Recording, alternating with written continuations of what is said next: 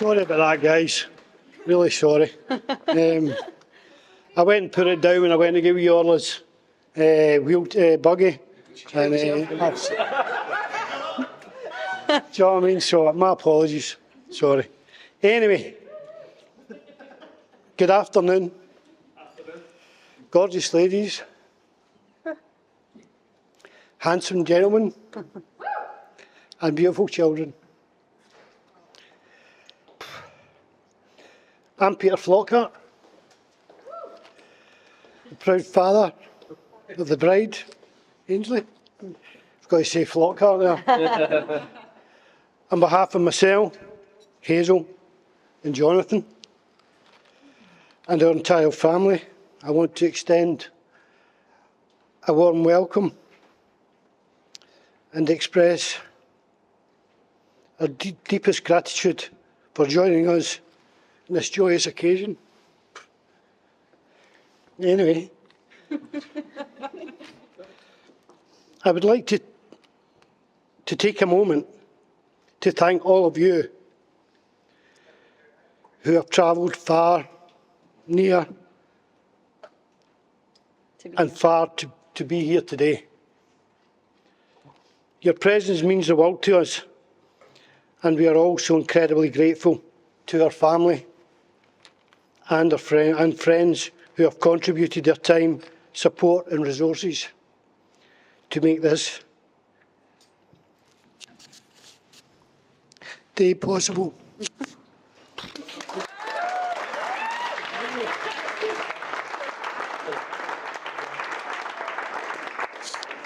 Right, that's enough. As I stand here today, I can't help but reflect on the beautiful journey my daughter Ainsley, Karen Flockhart, but now Howison, has taken. From the first time sitting with Ainsley at my living room window, playing the song You're Gorgeous. Remember? And Daddy's little girl, with your tiny fingers wrapped around mine. To the accomplished woman she has become, it has been an honour to witness her flourish and her growth.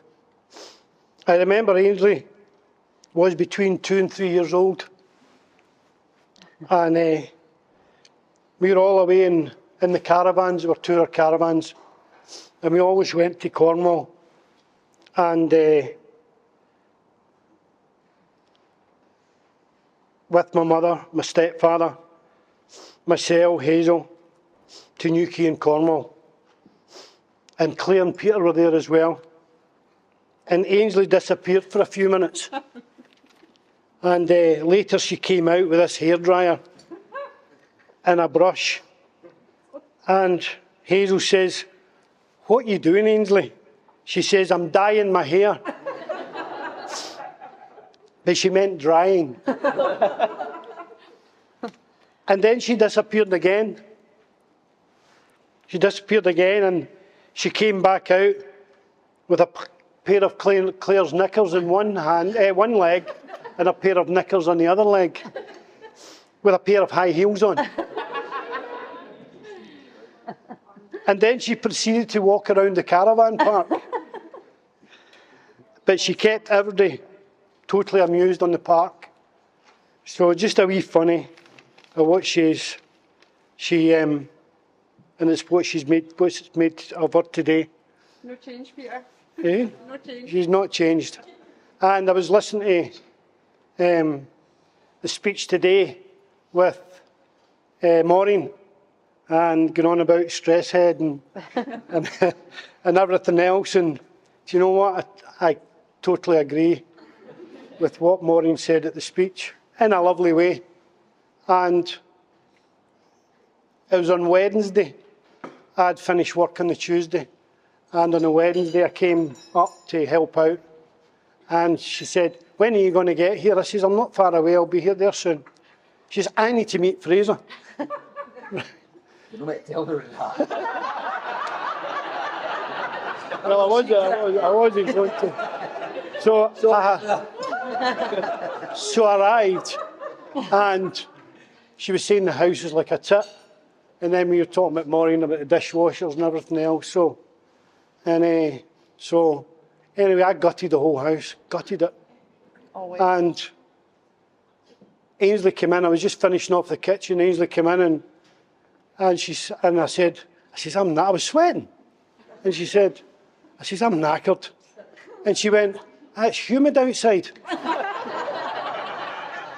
So I was like, get busy. I'd only been peeing in the rain and I got massive winds, and she said, it's humid outside. That's my Ainsley.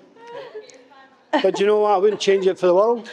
Think to start my own cleaning business. Anyway. Yeah.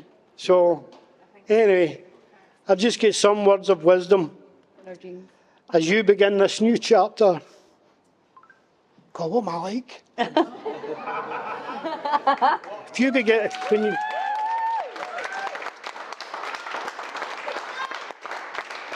as you begin this new chapter together as a married couple, my wish for you is to always cherish and respect one another. For fuck's sake. Remember to communicate openly, be each other's biggest cheerleaders, and embrace the journey that lies ahead. May your love continue to grow stronger with each passing day, especially with your children, Jude and Orla. And I just want to say a thing about Jordan. Do you know what? I could have met a nicer guy.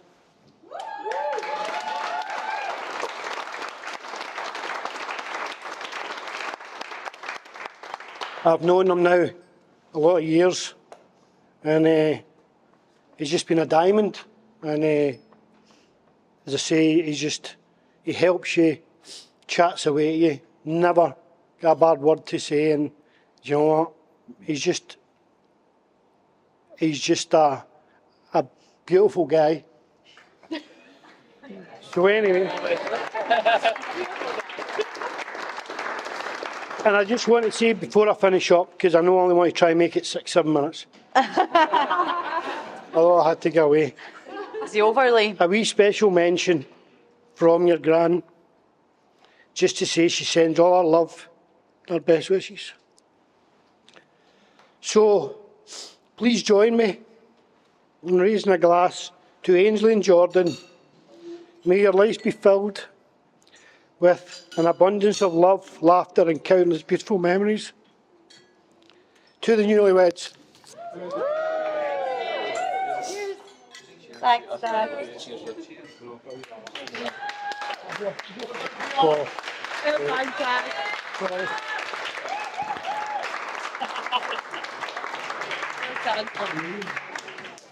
Right, good afternoon everyone. I don't know how I'm going to follow that, but we'll give it a try. Has everyone got a drink, first of all? For a few toasts are going to happen in this one.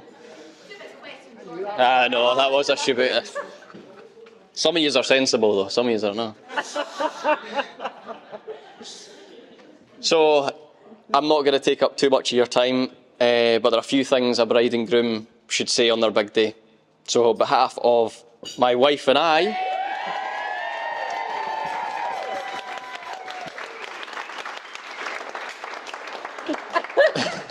we'd like to welcome you all to our special day and thank you all for coming.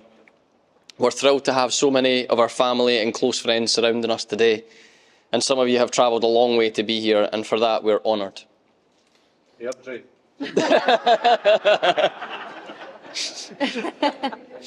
There's no fuel expenses, remember. Thank you for all your gifts and your generous contributions towards our honeymoon. I can honestly say it wouldn't be the same without all of you being here today, although it would have been a lot less stressful making the speech to an empty room. So I personally would like to start off by thanking my father-in-law for his kind words, but also for giving me permission to take on the role of loving and protecting his daughter. Fuck you, Peter.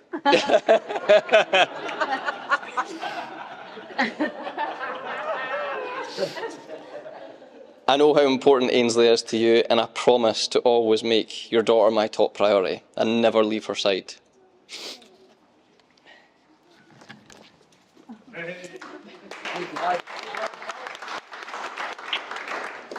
To my new mother-in-law, Hazel. They always say like mother, like daughter, and I think they're right. Beautiful, kind, loving, and an absolute nutter while drinking her. But putting that to the side, I want to thank you for allowing me to marry the strong and independent daughter you raised. Thank you, John. I'd also like to thank you and Jonathan for welcoming me into the family with open arms. We're truly grateful for everything you do for us. To my dad, I want to thank you for always being there for me with unconditional love and support. We've been through a lot together in my 32 years.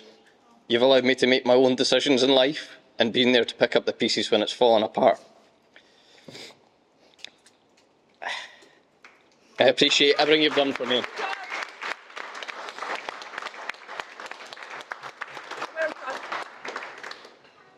I appreciate everything you've done for me, and I love you very much.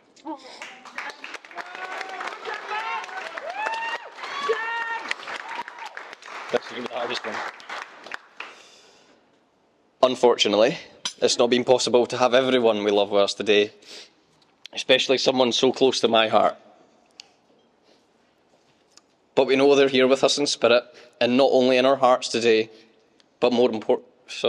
But we know they're not here with us in spirit, and not only in our thoughts today, but more importantly in our hearts. Ainsley, you have no idea what I would give for her to have met you, or for her to be here today. But what I do know is she's happy if someone found someone that loves clothes shopping as much as she did.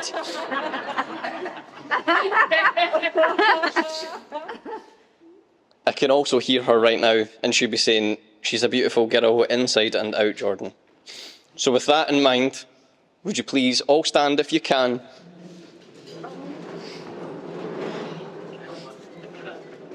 Raise your glasses and join me in a toast to absent family and friends. Absent family and friends.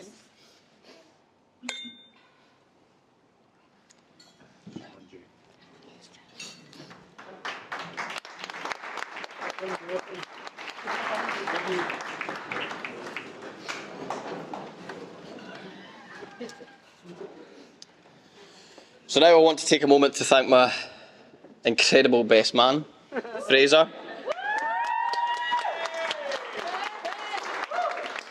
Our wonderful groomsmen, Ross and Ross.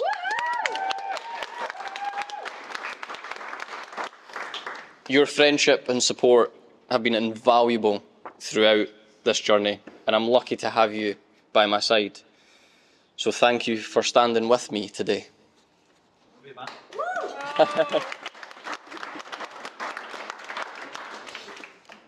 And to Ainsley's beautiful bridesmaids, Claire, Jordan, and Lauren.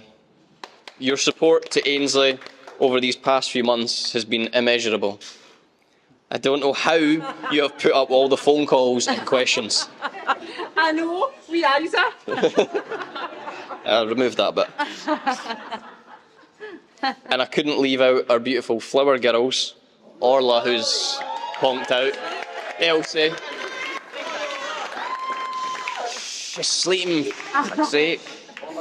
And Page Boys, Jude and Harris.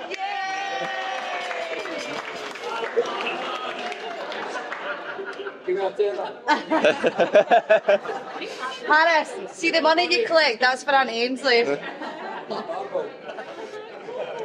So you look amazing in your dresses and kilts, and thank you for everything you've done to help us today.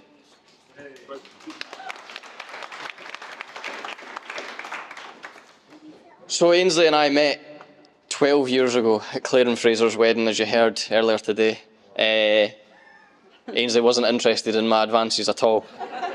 And it obviously wasn't meant to be. But our paths crossed 2 years later, and everything just fell into place. We dated for some time before Ainsley made the move to Fife, and now has been converted. Fife for life.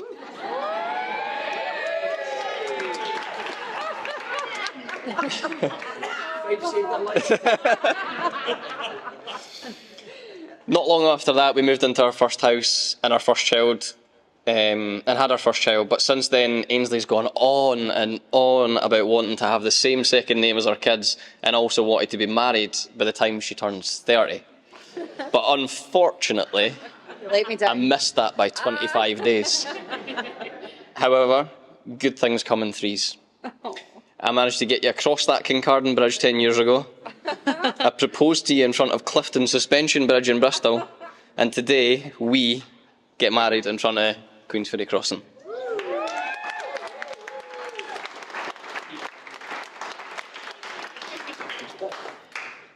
And now, to the love of my life, Ainsley. No, it wasn't you, Fraser. Words can't express the depth of my love for you. You're my rock, my best friend, and my partner in all life's adventures. Your beauty, both inside and out, continues to amaze me every single day. I'm the luckiest person in the world to call you my wife. I promise to be the best husband to you. I promise to make you laugh every single day. I promise to be the hug at the end of a tough day, to be the shoulder to cry on, to be present with you, to listen, be it good news or bad.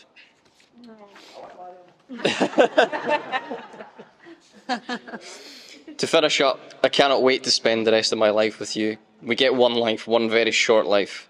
We've made so many memories already, but so many more to come. So, ladies and gentlemen, please raise your glasses as we toast to a lifetime of love, laughter and happiness for Ainsley and me. May our love continue to grow and shine brighter with each passing day. Cheers. Cheers. Well done, George. And now, I don't know if I want to do this, but I have to hand it over to my best man. You know, doing it right, that's fine.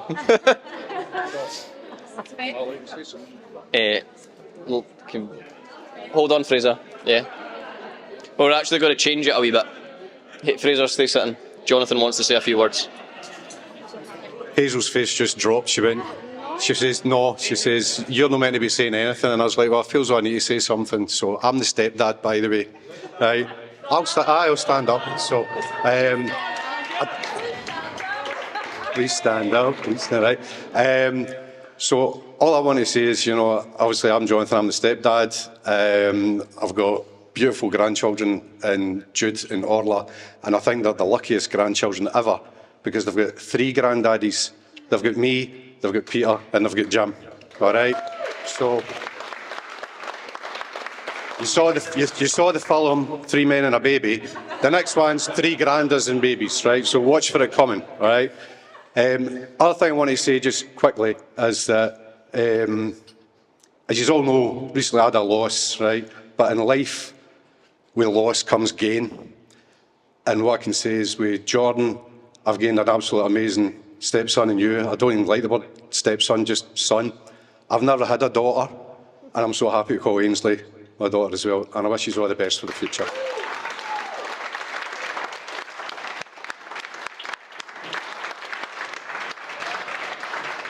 Right, guys.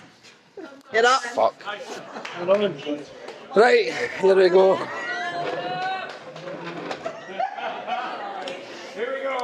Good afternoon, ladies, gentlemen, boys, girls. For those of you who don't know me, I'm Fraser. I'm Jordan's best man today. And when he asked me to be best man, how could I say no? An absolute honour and privilege. If I can get through this without agreeing, we're going to do well. I really struggle with public speaking. It's nerve-wracking. especially with a microphone in my hand. Jordan was great at breakfast this morning, totally settled my nerves. He said if I do well today, I can be best man at his next wedding as well. I've known Jordan for 20 years now. He's asked me to talk today about what a great guy he is, charming, funny. Sorry, Jordan, I can't read your writing at this bit. Right, gag's done. So, Jimmy and Jordan used to come to my mum and dad's along with my gran Lexi once a week, watch the soaps, drink the free tea and biscuits. If they missed a week, they were certainly in bother with my gran, that's for sure. Jordan's love for Emmerdale just grew and grew. I think this is where our friendship actually started. I love Emmerdale. I'm actually surprised Chaz and Charity Dingo aren't part of the wedding party. Through the years, I've seen Jordan with some ridiculous three-quarter-length trousers, some horrific sunglasses, God knows how many cars, along with some dodgy birds, but we can't talk about them today. To be honest, I've actually not seen you better dressed. You look great. Although I thought cars would be his first love, and I know he still likes his cars, but I do think his first love is now you, Ainsley, along with Jude and Orla and the kids. I did, however, see him in a nice dress recently. We went to Belfast for the stag do, and as Jordan proceeded through Edinburgh Airport, high-fiving every stag and hen party in a wedding dress, it had a bit more detail than what you're wearing today, Ainsley. But probably a bit more expensive for Amazon, I've got to say as well, but you did look the part. One quick story I've got to Jordan. One of the first times he stayed at Hazel's overnight with Ainsley.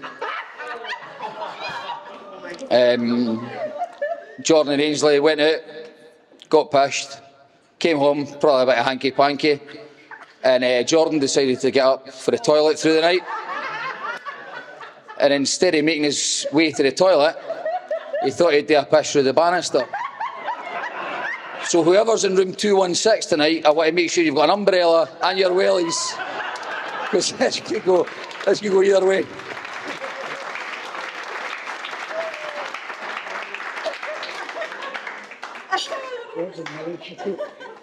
One thing I need to add here is, I know Jordan's already done a toast to absent friends and family, but there is one important person missing from this top table tonight, and that's Jordan's mum, who's sadly no longer with us. I'm sure she'll be looking down on us today and would be so proud to see her boy become a man and finally marry somebody that loves him as much as he loves her back and has given him two beautiful children. So please, ladies and gentlemen, boys and girls, one toast to absent family and friends, because that's the best man's gig, no yours, Fanny. I googled it too.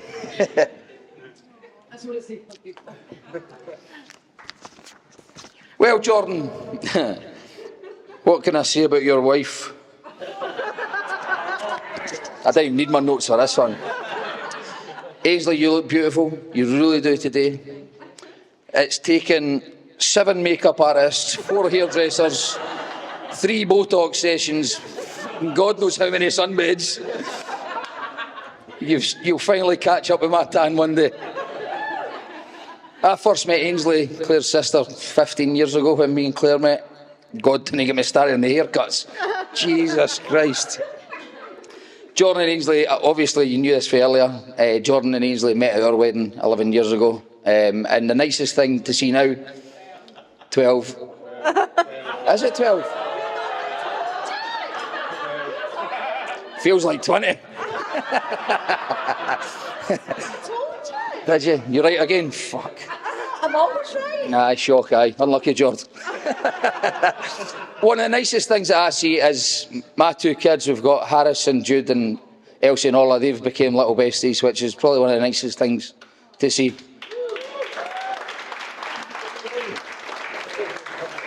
As they're charging folk a tenner to come to the wedding.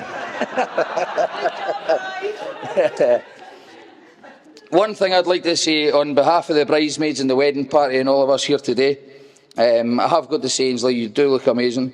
I think us lads have done all right too, by the way. I want a round of applause for that. Fucking hell.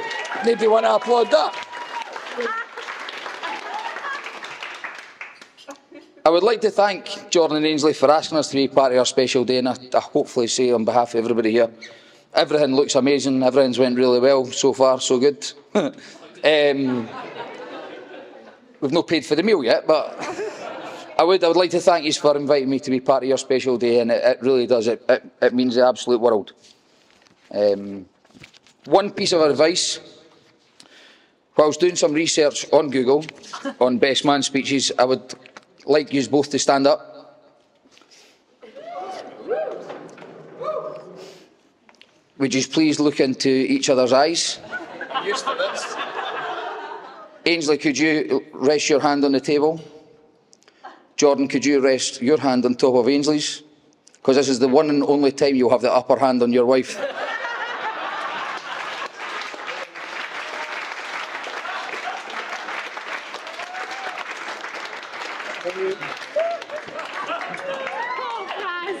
Listen, I'm coming to an end now. I would like to just leave. I would like to leave you with one last quote. And they say you don't marry the person you can live with.